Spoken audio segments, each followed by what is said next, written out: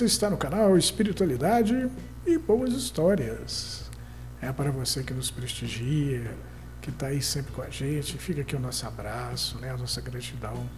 Para você que está chegando, que deu uma olhada, viu uma história legal, deixa o seu like, né? Inscreva-se no nosso canal, né?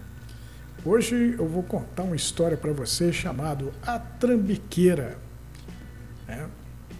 Trambiqueiro, para quem não sabe, né? É gente que apronta, né? Que tem uns trambiqueiros aí que dizem que dão nó em pingo d'água, né? Umas pessoas com o poder de trambicar, né? Que fazem as coisas mais loucas aí, né? E sempre que a gente fala a respeito delas, fulano é trambiqueiro, né? Quer dizer, ele nunca usa a forma correta de fazer as coisas, né? Ele sempre dá um jeitinho de tirar vantagem das situações, das circunstâncias, né? Bom, então, diz o seguinte, a história. Ronilda se virava como podia para sobreviver, né? Para você ter uma ideia da lábia que ela tinha, o Zé, dono de um Fiat, caindo aos pedaços, pediu a ela que o ajudasse a vender o carro.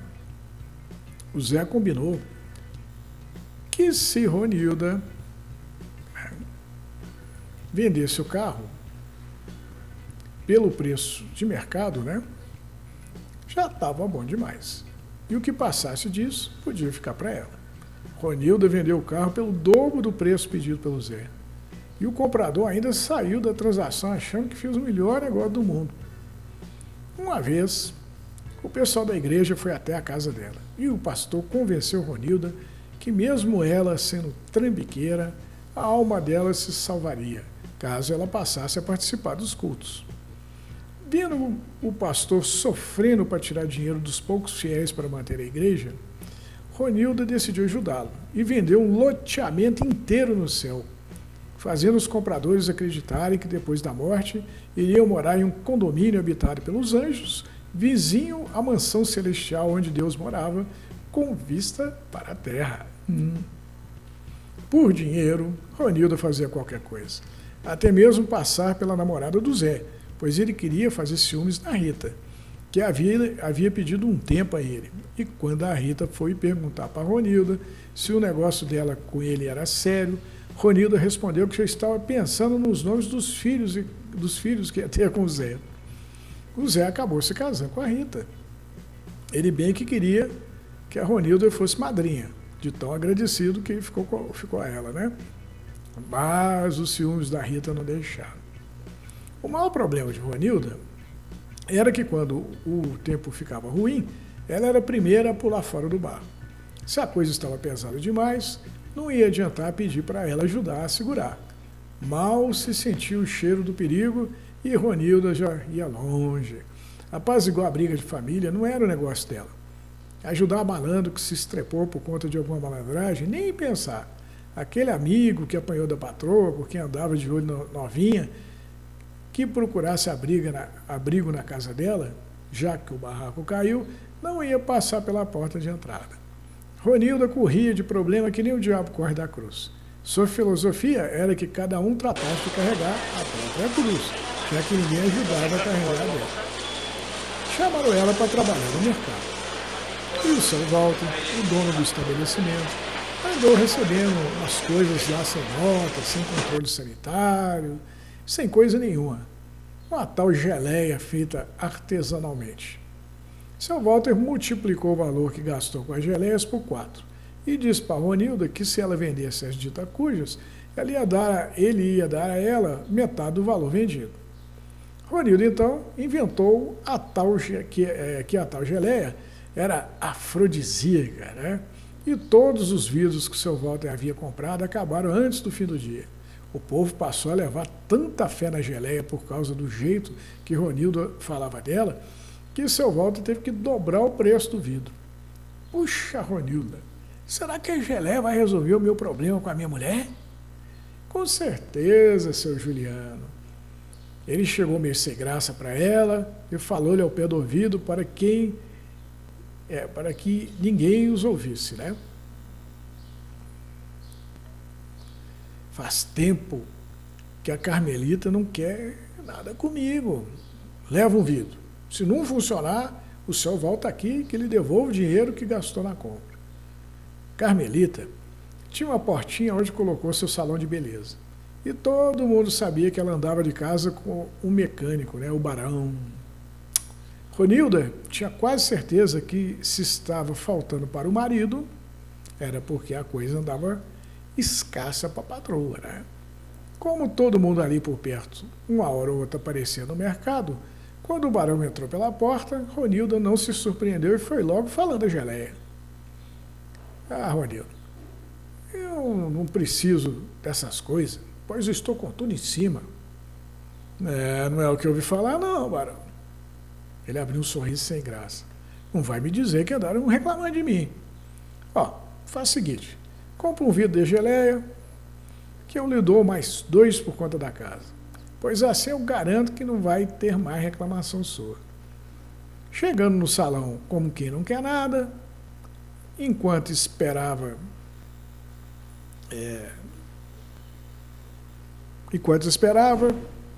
Ronilda começou a conversar com a dona. Seu Juliano esteve lá no mercado. Verdade, Ronilda? Eu estou vendendo uma geleia que anima a gente desanimada. Ele me disse que você anda desanimada que só vendo. Então eu vendi um vidro de geleia para ele. E essa tal geleia funciona mesmo, Ronilda? Bom, eu vendi 3 vidros para o Barão, o mecânico. Ah, eu sei quem é. Mas para que tanta geleia, Ronilda? Ronilda riu. Ele saiu do mercado me dizendo que ia experimentar e depois me falava se havia dado certo. A dona do salão ficou quase 1 minuto inteiro em silêncio, esperando pela resposta para a pergunta que havia feito, mas Ronilda manteve o suspense mudando de assunto. Ninguém para quem eu tenha vendido voltou para reclamar da geleia. Mas o Barão foi o primeiro que topou fazer o controle de qualidade. Tomara que funcione, não é, Carmelita? Senão a geleia vai ficar desmoralizada, eu vou passar por mentirosa e ter de devolver o dinheiro do seu marido e ouvir a choradeira do Barão. A dona do salão ficou do jeito que estava quando respondeu. É claro que vai funcionar, Ronilda. Ué, e como é que você sabe disso? Puxa, se o cara comprou 3 vidros, quando ele estiver com a parceira, nem vai precisar de geleia, já que vai estar sobrando animação. Depois de um breve silêncio, Ronilda arrematou a conversa. E quanto ao seu marido, Carmelita deixou a freguesa por um instante, voltou-se para Ronilda e sorriu. Pode deixar comigo, que do mesmo jeito que sei que o Barão vai se acabar com a geleia, vou dar um jeito para que o mesmo aconteça com meu marido. Quando o Barão voltou ao mercado para agradecer Ronilda, passou pelo seu Juliano, que saía satisfeito com mais um vidro de geleia debaixo do braço, e não resistiu em mexer com ele. Olha, moço, eu garanto que a geleia que o senhor está levando é boa mesmo, pois eu acabei de ter o melhor encontro da minha vida e ele tinha o gosto dela. Gosto da geleia, né? Juliano riu, um riso gostoso. Não se preocupe, rapaz, estou sabendo disso. Ontem à noite me lambuzei com ela.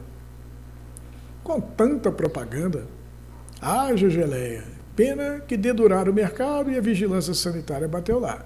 E depois de examinado o produto, chegou-se à conclusão que a geleia era apenas uma geleia de fundo de quintal, sem qualquer propriedade sexualmente estimulante. Ronilda então pegou a bengala e a cartola e deu no pé, deixando o dono do mercado no maior aperto, já que ele teve que pagar uma multa no valor da soma de tudo que ele havia ganho com a venda da geleia. Tantas aprontações não impediram que Joaquim se interessasse por Ronilda. Diferentemente dela, ele só andava na linha, estava acostumado a enfrentar as dificuldades e ajudava sempre que podia sem reclamar, pois acreditava que toda oportunidade de servir devia ser agradecida, significando uma oportunidade de fazer por merecer as benesses da vida. Joaquim havia sido casado com uma mulher incrível e, após um longo período de luto, conheceu Ronilda, vendendo geleia afrodisíaca no mercado, e se encantou com ela. A minha geleia vai colocar um sorriso nessa sua cara triste, Joaquim. Ixi, minha tristeza está assim tão na cara, sua esposa vai me agradecer pela geleia, que fará você sorrir de novo. Ah, minha esposa se foi. Ela fugiu com outro? Não, ela morreu. Faz muito tempo? 3 anos. E você não arrumou outra? Ainda não. A geleia vai lhe dar ânimo para arrumar uma mulher nova. Joaquim abriu um sorriso maroto. Você garante a geleia, Ronilda? Ronilda olhou bem na cara do freguês. Se comprar minha geleia, eu saio com você. Joaquim arregalou os olhos e sorriu. Combinado, Ronilda. Eles começaram então a namorar, mesmo sendo tão diferentes. Ronilda, no entanto, não parou de aprontar. Só que toda vez que ela entrava numa furada, Joaquim corria para tirá-la de lá. O cara para quem ela havia vendido um carro veio atrás dela depois de descobrir que Ronilda havia passado a perna nele. E Joaquim devolveu a ele o valor que passara da conta do valor justo de venda, já que a namorada havia gasto que ganhara na transação, passando Ronilda a dever Joaquim. Os fiéis da igreja, compradores do condomínio no céu vendido por Ronilda, vieram atrás dela por conta da escritura, e Joaquim saiu atrás do pastor, obrigando a confessar que o negócio era uma aprontação, e o pastor devolveu o dinheiro dos fiéis. Rita havia tido uma discussão de relacionamento com o Zé. Ele jogou na cara dela que ela era interesseira e disse a ela que tanto era assim que ele havia pago Ronilda para fingir que era namorada dele, pois sabia que Rita não suportava perder.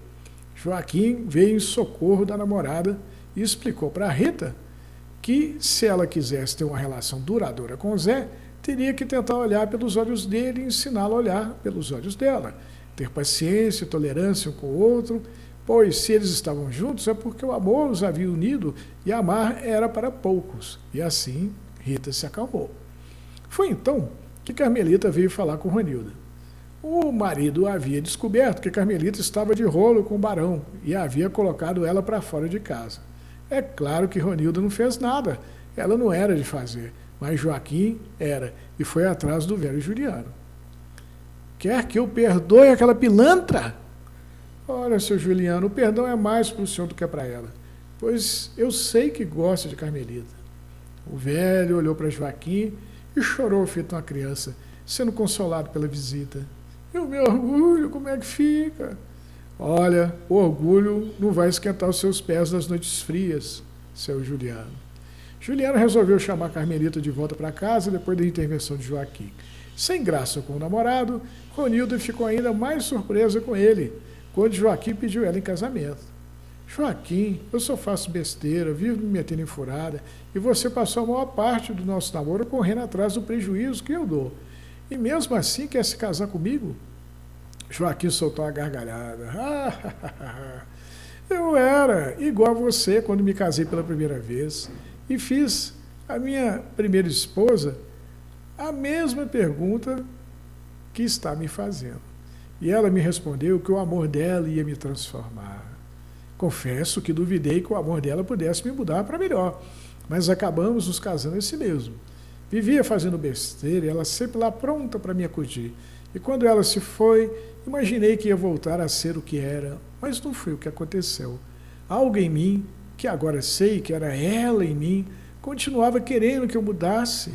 Eu achei que devia isso a ela e a mim mesmo, e acabei por me tornar uma versão melhor de mim mesmo. Esta que está aqui na sua frente, acreditando que meu amor pode levar você a se tornar uma versão melhor de si mesma. O casamento de Joaquim e Ronilda foi uma festa só na comunidade. Depois de casada, Ronilda passou a imitar o que havia de legal no comportamento de Joaquim e vice-versa, pois ele deixou de ser introspectivo e passou a falar e sorrir mais. Afinal, não era só a esposa que tinha o que aprender com o marido também tinha muito o que aprender com a esposa. No fim das contas, o casamento fez muito bem aos dois, pois era um ajudando o outro a crescer emocionalmente. E aí, gostaram da história? Que história bonita, né? Uma história carinhosa, uma história de mudança. A trambiqueira, né? A Ronilda, né? Estava lá acostumada a dar seus pulos para poder sobreviver, não é? E ela só se metendo em fria, né? Talvez ela fosse uma pessoa bem intencionada, né? Ou talvez não, né? Ou talvez simplesmente ela quisesse dar um jeito, sem medir as consequências. E as consequências vieram depois, né? No final da história, tudo que ela arrumou, né? Tudo que ela plantou, ela teve que colher. Sorte dela que tinha o Joaquim do lado para ajudar. Só que o Joaquim não recriminou a Ronilda. Ele falou, não esquenta, eu era que nem você. Aí, com a minha primeira esposa, eu aprendi a ser melhor. E agora eu quero que a nossa convivência faça você ser uma pessoa melhor. Aí o Joaquim também, né, acaba se tornando uma pessoa mais alegre. Porque a Ronilda era muito alegre, ela não tinha só defeitos, né? Ela também tinha qualidades, né? Ninguém tem só defeitos e nem só qualidades. Qualquer interação que a gente tenha uns com os outros, a gente pode muito bem, né, tomar para a gente alguma coisa de boa que tenha na outra parte. E pode a outra parte fazer a mesma coisa. Tirar de nós alguma coisa que nós temos de bom e que nos sobra, não é verdade? A convivência é que faz o crescimento emocional, né? É no exercício, na prática da convivência, é que a gente adquire as virtudes, é que a gente alimenta o espírito. Sozinhos, fica difícil a gente fazer alguma coisa. Muitas vezes, né, eu já vi pessoas chegarem, né, a gente que peleja na doutrina faz muito tempo, reclamando de seus pares, né, e aí a gente sempre questiona, né, poxa, mas lá atrás, quando vocês se namoravam, você não sabia dos defeitos dele? Eu dava menos importância aos defeitos, né, porque as qualidades, né, não deixavam eu ver. Mas depois que a gente casa, depois que a gente junta os trapos, aí a gente passa a ver os defeitos também, né? Eles passam a ficar tão grandes feitas as qualidades, até superam, né? Aí de repente a gente se toca que a gente entrou numa furada, né? Eu falei, não é assim. Todo relacionamento pode levar uma pessoa ao crescimento. Alguns ficam tumultuados e realmente não tem jeito, né? Aí não tem jeito, o relacionamento tem que acabar mesmo para quando ele chega num ponto em que passa a prejudicar, né? Mas enquanto eu acredito nisso, enquanto a gente sentir que há amor, né? Que um pouquinho de tolerância pode resolver a questão, um pouquinho de doação, um pouquinho de paciência, a gente tem que continuar tentando, né? Porque na verdade, né, na tentativa de fazer um relacionamento mais duradouro, né, porque a gente ama a pessoa, a gente vai se tornando uma pessoa melhor. E se por acaso ele acabar, a gente sai dele melhor do que quando entrou, né? Então eu acho que esse que é o grande barato da história da Ronilda, né? Até os trambiqueiros amam, né? Né? E se transformam e mudam. Tem gente que não acredita em mudança, mas eu acredito. Acho que nós estamos aqui nesse mundo exatamente para trabalharmos nós mesmos em busca de uma mudança para melhor. Eu acho que o mundo dá muita oportunidade para que a gente melhore como criatura humana. E eu já vi amigos, pessoas conhecidas que sofreram grandes transformações. Que eu não dava nada por elas, né? Eu falei, meu Deus, não tem jeito, essa pessoa não tem jeito. E Deus me mostrou o contrário. A pessoa vai e me surpreende, aí eu falo, cara, quem não tem jeito sou eu, que fico julgando, né? Sem ter a fé em Deus, e sabendo que para Deus tudo é possível, né? Então, você que está aí me vendo, ouvindo essa história linda, né, não desanime com as pessoas do seu lado. Lembre-se que se você está ao lado delas, é porque Deus colocou você aí, porque Deus acredita que você pode colaborar com o crescimento delas, né? E que você pode também crescer com a convivência delas.